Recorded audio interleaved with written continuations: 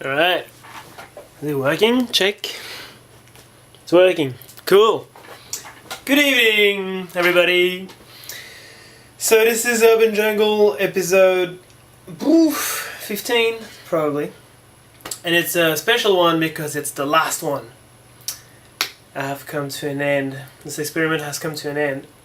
So I thought I'd make a video in the evening to change, because I always made a video in the morning, and in the morning I'm always a bit like, peace, yeah, I've been thinking, blah blah blah. Okay, so I just thought I'd make a video in the evening to be a bit more like emotional and a bit more free of all these things. Like in the I don't know if it's the same for you guys. Like in the morning I'm more very serious, very it's yin yang. I never know which one is which. I think it's yang.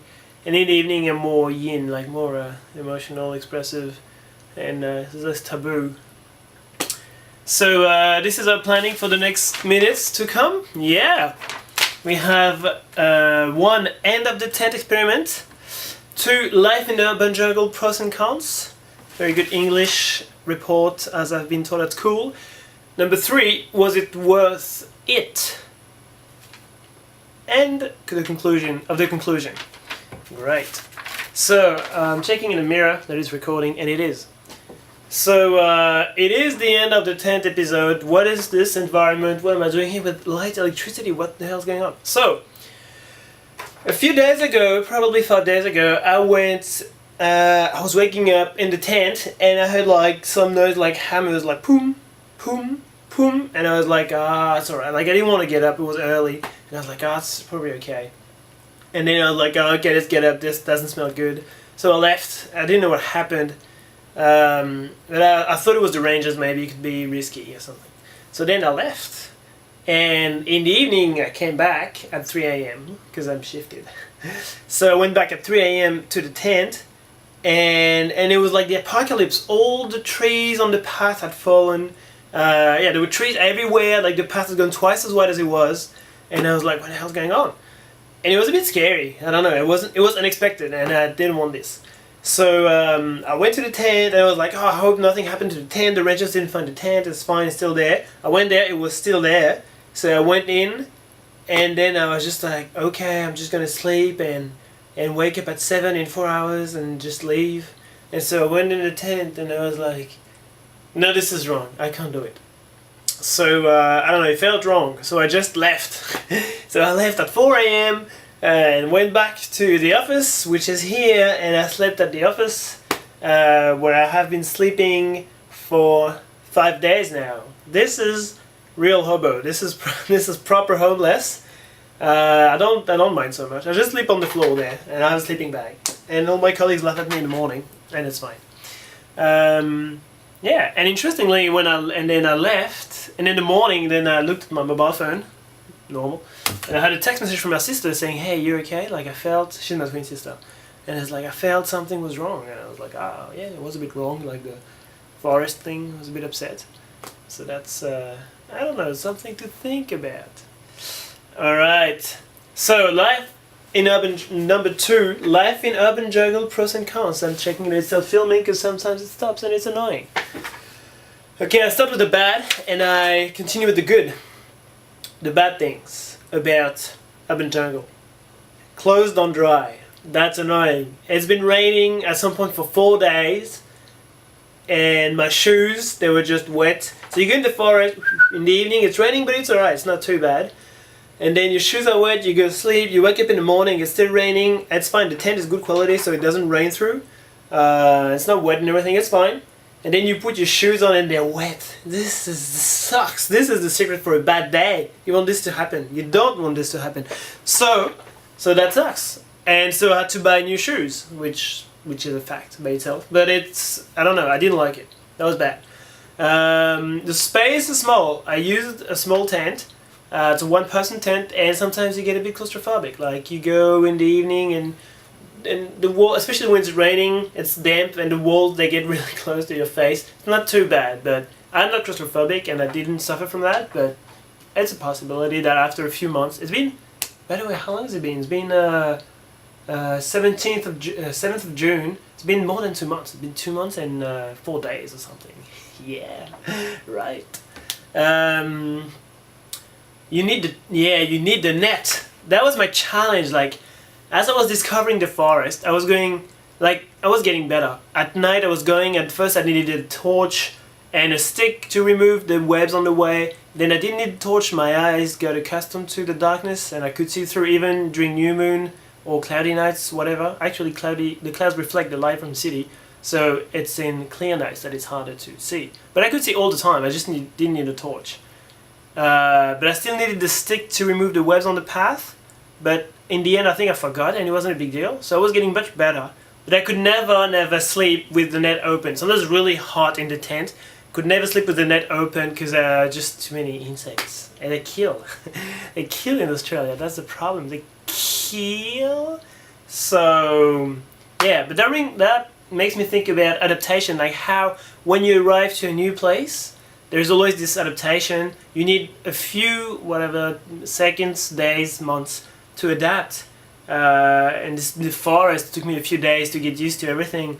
You arrive to a new place and you're in a party, you don't know anyone, you're like, oh man, I don't know, I don't want to stay, I don't feel good, I don't know anyone, blah blah blah. And then you stay a little bit and you meet people and you feel good.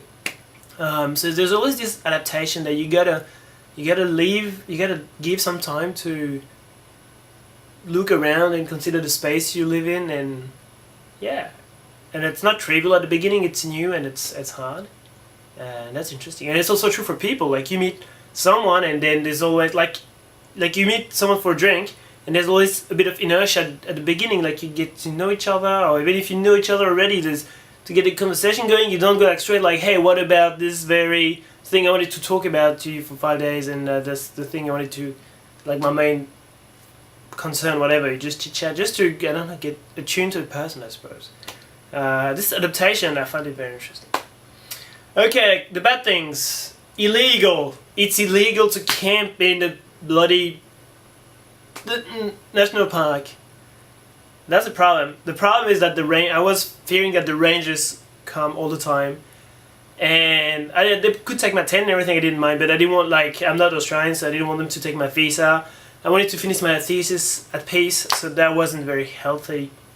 Yeah, like you come back in the evening, you don't know if your tongue's going to be gone or not, because I was just a little bit up during the day and night, so I didn't know what would happen.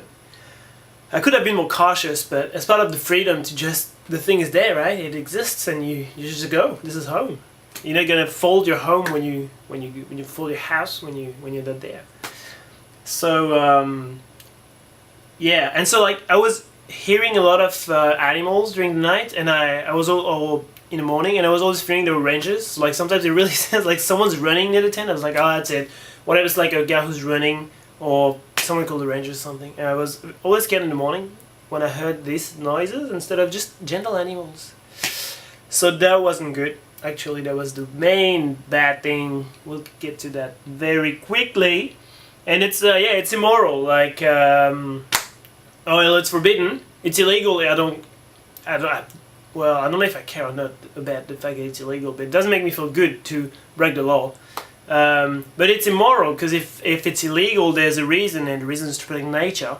And so, well, I talked about it in the first video, and I still think the ecological impact I had there was negligible.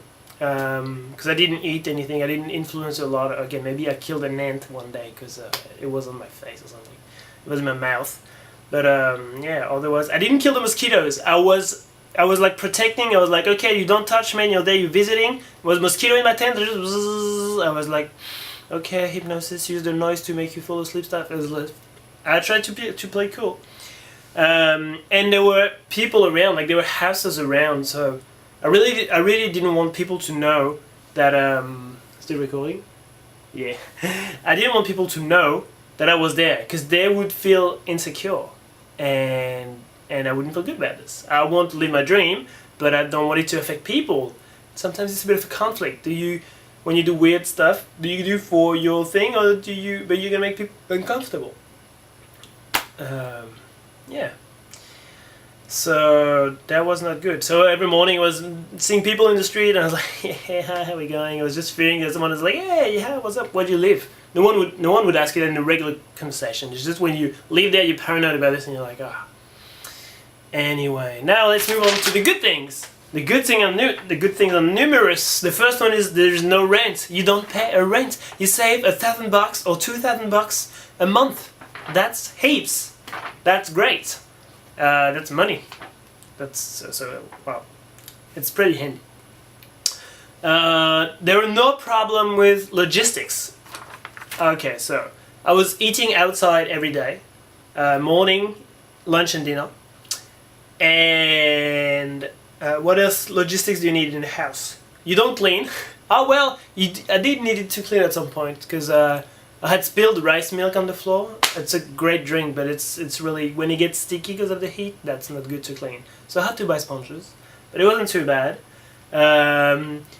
And yeah, just the laundry was a bit problematic. There was only a dry cleaner near here, so I had to pay $40 for 2 bags of laundry, dirty laundry. It's crazy, but it doesn't matter because you don't pay rent. So 1 night of rent is your laundry, so that's alright. And the shower, I had the shower at the gym. This is not a problem at all. The gym is not too expensive, so it's okay.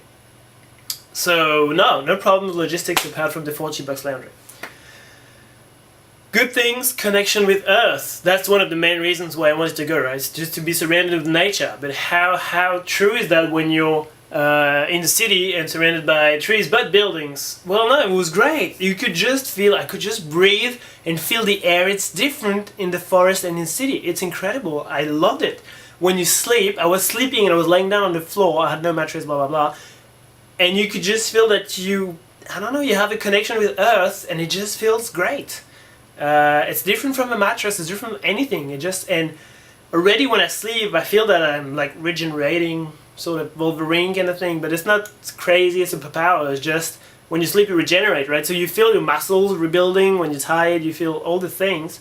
But when you're sleeping on Earth, it's even stronger and it feels great. You go to sleep, you go like, oh, there's just good stretch and I don't know, you feel connected. I don't know if it talks to you what I'm saying, but I felt it really strongly. And so every morning was crazy. I opened the net because I can sleep with it. The thing shut down automatically, but I saw it happening this time. So if you deprive people from bearings in time, their natural rhythm would be 25 hours and not 24. So if researchers proved it, it must be true, right? But it's very annoying. So if you guys got tricks for that, like it, because I have my week is a mess. Like all the time every day is different. There's no routine. It's good, but it's tiring. The good things: there's no neighbor, no housemate, so you can not hear any noise at night. There's no music from the housemate. There's no someone making love next to you. You can't sleep. There's no. You just sleep. That's it. And you hear the animals, but it's okay. And nice. However, because it's illegal, you can't make noise. So I like to sing, for example, and talk loud, and I couldn't do this. That's a shame. I wish I could have done that. I would have sung a lot in the forest. But houses around so you don't go too crazy. That's okay though, that's okay. It was a moment for introspection, not too much outwarding, so that's alright. The last good point, bring a girl. So comes a point where, okay, you meet a girl, you like each other, and I was talking to her and I'm like, hey, we should do stuff, and she was okay, and then she said, or I said or whatever, and I brought it up. I was a bit anxious and I was like, yeah, I live in the forest and in a tent. She was like, well, she's special. But she said, wow, that's great, let's go. That was unexpected. So we were too far from the tent, so we didn't go. But it's not a problem. I thought it'd be a problem. It's not a problem. If you meet the good people, of course. Right, so conclusion, pros and cons. Is it suitable for living? No. Why? Because it's illegal. That's the problem. Is because it's illegal, you can't make noise, you're worried that the rangers come and destroy your tent and catch you and remove your visa, blah blah blah. So because it's illegal, you feel insecure all the time and it's stressful, which is not good. But I always sort of knew it'd be okay, and I always trusted that if the rangers caught me, I could just talk to them and, you know, express what I was doing or whatever, and it'd be nice to me because Australian people are nice. And it would have been alright. Maybe I'd go to fine or something, but no problem more than that.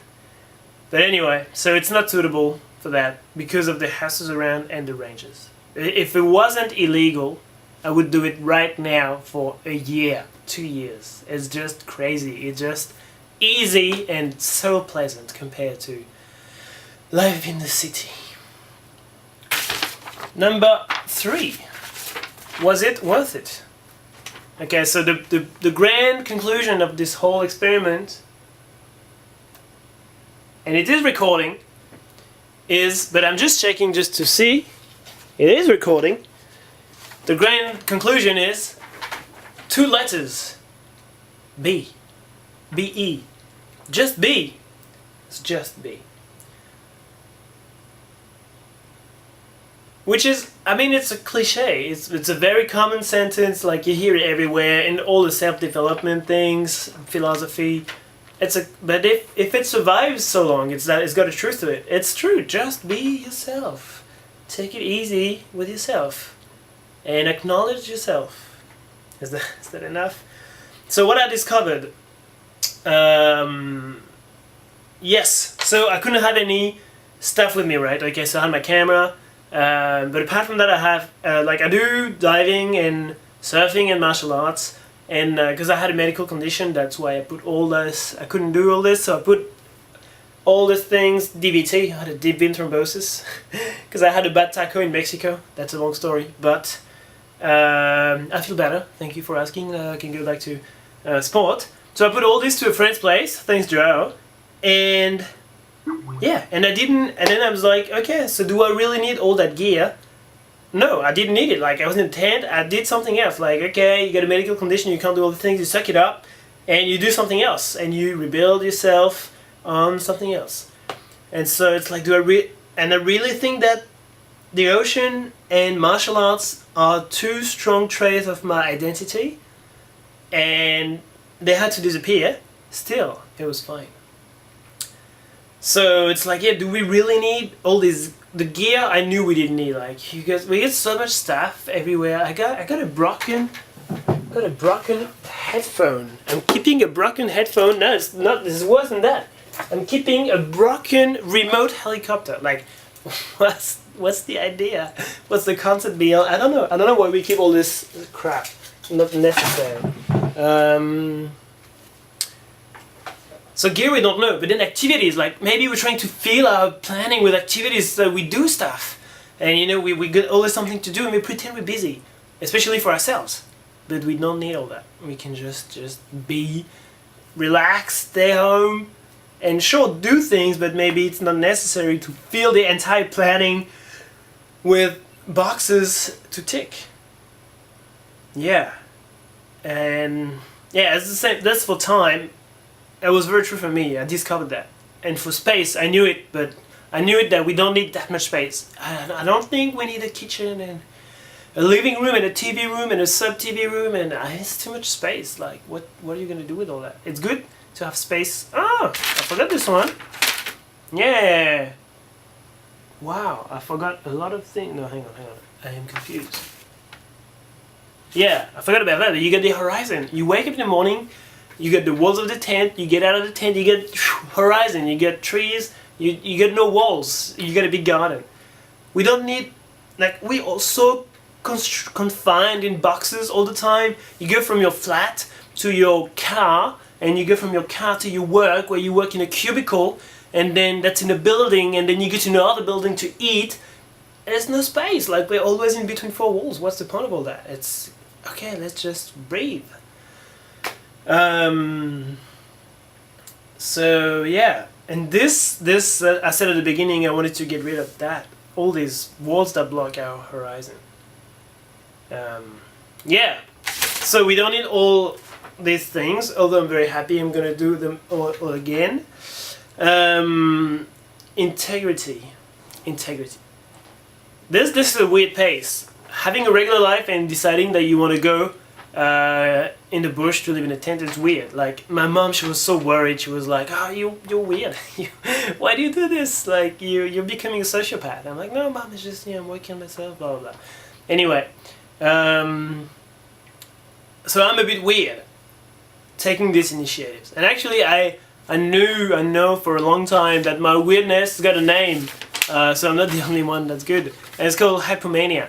So hypomania, if I were to define hypomania in a natural way, without looking at Wikipedia on my screen, I would say that it's a mood state characterized by persistent and pervasive elevated euphoric mood, as well as thoughts and behaviors that are consistent with such a mood state. It is most often associated with bipolar spectrum, not good. Many who are in hypomanic state are extremely energetic, talkative, no, confident, no, and assertive. They may have a flight of ideas and feel creative. Many people also experience signature hypersexuality. While hypomania often generates productivity and creativity, it can become troublesome if the subject engages in risky behaviors. Alright, so I'm hypomaniac.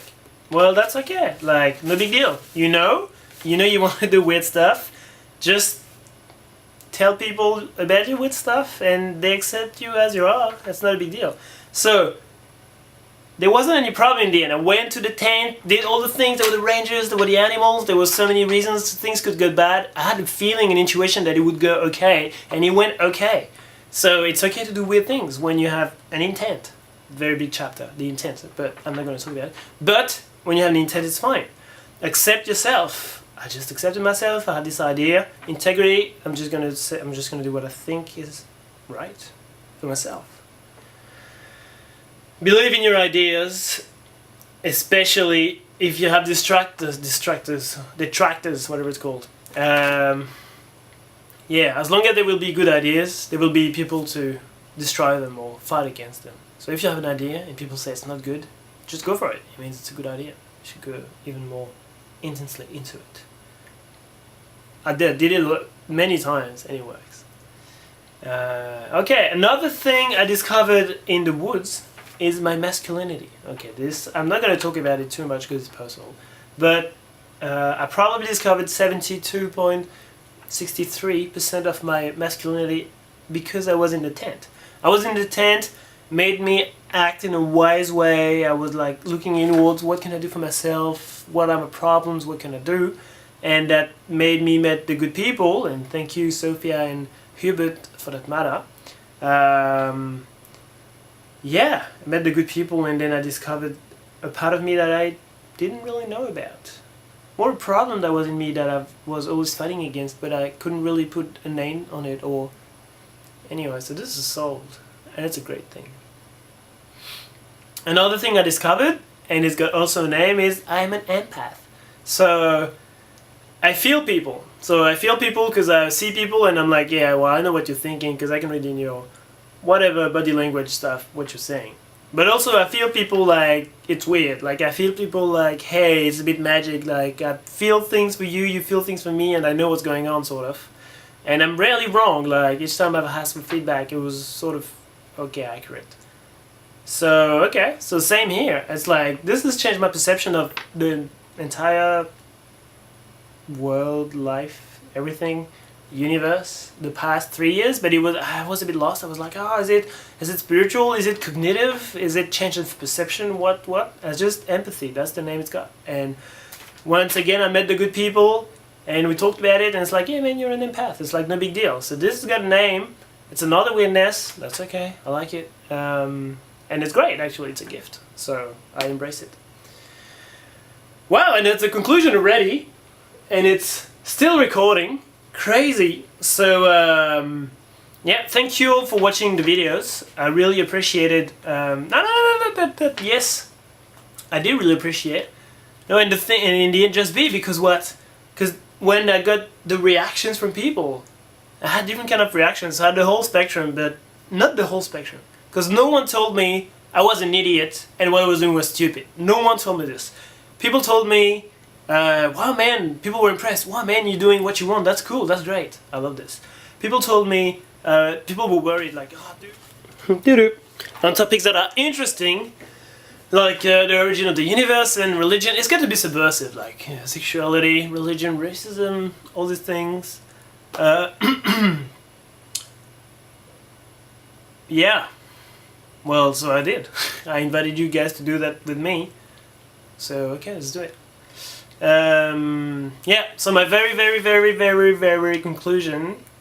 This very cliche, very emotional, but it's just what I feel right now, and I feel good about it.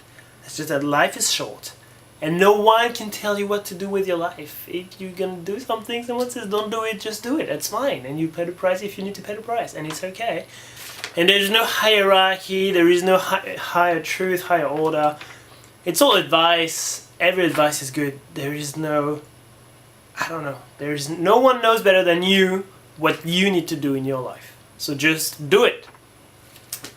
Yeah, and just be yourself. Be your bloody self.